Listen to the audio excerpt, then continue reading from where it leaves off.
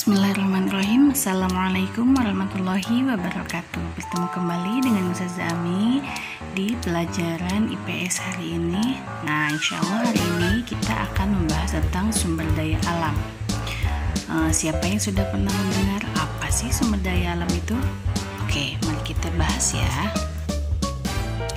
Nah, untuk hari ini kita akan membahas beberapa materi. Yang pertama adalah kita akan bahas pengertian sumber daya alam. Kemudian jenis sumber daya alam, dan yang terakhir adalah pemanfaatan sumber daya alam. Pengertian sumber daya alam. Sumber daya alam adalah sesuatu yang berasal dari alam yang digunakan manusia untuk memenuhi kebutuhan hidupnya. Jadi ketika mendengar kata sumber daya alam, oh iya, berarti segala sesuatu yang ada di alam yang dimanfaatkan untuk manusia. Nah, sumber daya alam itu dibagi menjadi dua jenis, yaitu jenis sumber daya alam ada dua. Yang pertama adalah sumber daya alam dapat diperbaharui, dan yang kedua adalah sumber daya alam yang tidak dapat diperbaharui. Nah, kalau sumber daya alam yang dapat diperbaharui adalah sumber daya alam yang tersedia di alam dan dapat diperbanyak. Contohnya misalnya cahaya matahari, hewan, tumbuhan, angin, dan air. Jadi untuk sumber daya alam ini bisa diperbanyak. Kemudian yang kedua adalah sumber daya alam tidak dapat diperbaharui. Nah, kalau ini sumber daya alamnya itu jumlahnya terbatas dan cepat habis. Contohnya barang tambang seperti emas, minyak bumi, batu bara. Jadi karena mereka itu tambang seperti emas, ketika misalnya terus diambil itu akan cepat habis. Begitupun dengan minyak bumi dan lainnya. Setelah kita tahu jenis sumber daya alamnya, barulah kita cari tahu pemanfaatan dari masing-masing sumber daya alam tersebut. Nah, yang pertama kita akan membahas tentang pemanfaatan sumber daya alam yang dapat diperbaharui. Nah, pemanfaatan sumber daya alam yang dapat diperbaharui biasanya bisa digunakan sebagai bahan makanan, contohnya tumbuhan dan hewan. Nah, tumbuhan ini biasanya yang bisa kita gunakan untuk bahan makanan adalah seperti padi, jagung, biasanya itu untuk tambahan karbohidratnya. Terus kemudian ada sayuran pemayu, terus ada ada buah-buahan dan lain-lainnya. Nah, sedangkan untuk hewannya yang bisa kita manfaatkan sebagai bahan makanan, misalnya seperti sapi, kita manfaatkan susunya untuk diminum, terus kemudian bisa dijadikan keju, dan terus misalnya dagingnya bisa kita olah juga. Nah, terus misalnya kalau dari ayam kita bisa mengambil telurnya seperti itu. Nah, kemudian yang kedua, pemanfaatannya itu sebagai pembangkit listrik. Nah, biasanya yang digunakan sebagai pembangkit listrik adalah matahari. Nah, biasanya kalau matahari digunakan seperti misalnya untuk sistem panel surya. Nah, selain matahari ada angin, air, uap juga biasanya digunakan sebagai sumber tenaga pembangkit listrik. Nah, kemudian pemanfaatan yang selanjutnya adalah bisa digunakan sebagai bahan obat dan kosmetik. Nah, misalnya jahe, sirih, kunyit, dan lain-lain selain dipakai untuk bahan bumbu masakan, tapi dia juga bisa digunakan sebagai bahan obat-obat herbal.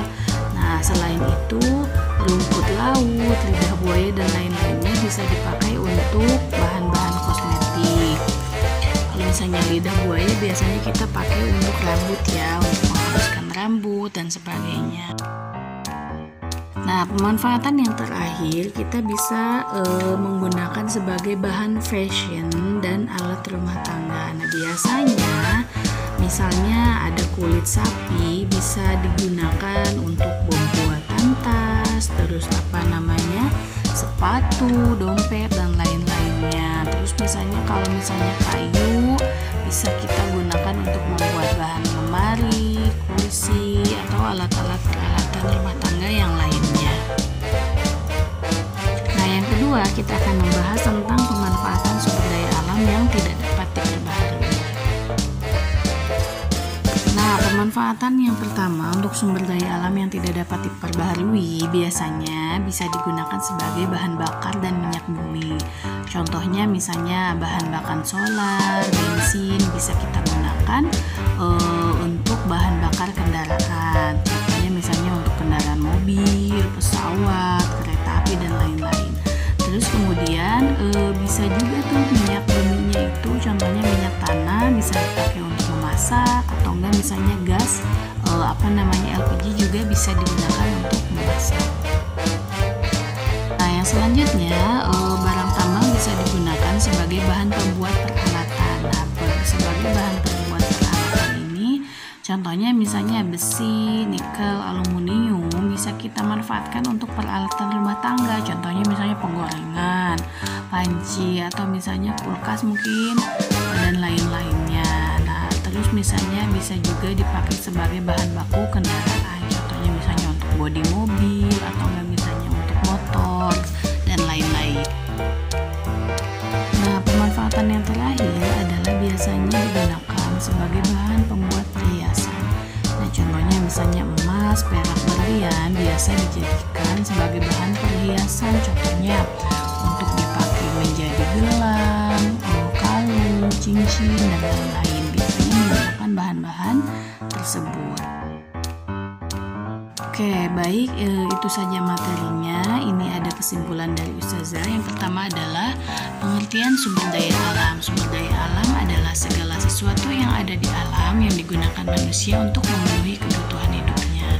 Nah, yang kedua tadi kita ngebahas tentang jenis sumber daya alam. Ada dua, yaitu yang dapat diperbaharui dan tidak dapat diperbaharui. Kalau dapat diperbaharui, dia itu jumlahnya banyak atau tidak mudah habis. Sedangkan yang tidak dapat diperbaharui, jumlahnya itu cepat habis. Nah, kemudian yang terakhir tadi kita membahas tentang pemanfaatan sumber daya alam. Pemanfaatan sumber daya alam ini sangat dibutuhkan untuk memenuhi kebutuhan hidup manusia.